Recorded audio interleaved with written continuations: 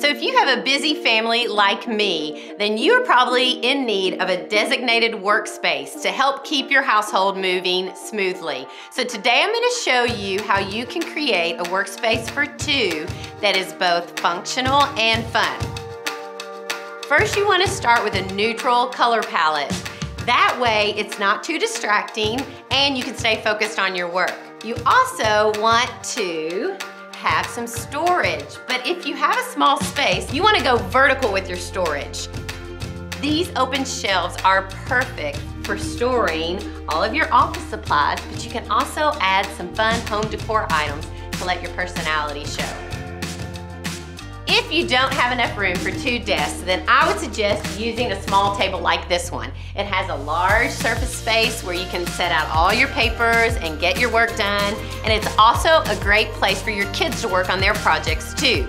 So to light up those projects, you want to use something like this, a desk lamp, and you can keep things organized by using a Lazy Susan like this one. I love this one because it has lots of different compartments and each one could have our name on it so we can stay organized and everybody can have their own little space. Speaking of being organized, this is another way to save some space in your office.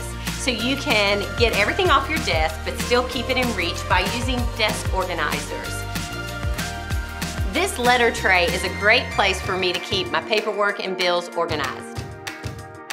So you're also gonna need some chairs for your office. I love these stylish chairs because they look so much better than those big, bulky office chairs that we're used to seeing, and they're also adjustable.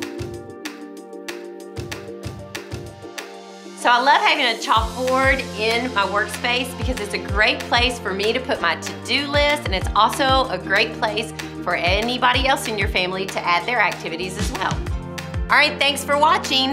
Find these ideas and more at wayfair.com.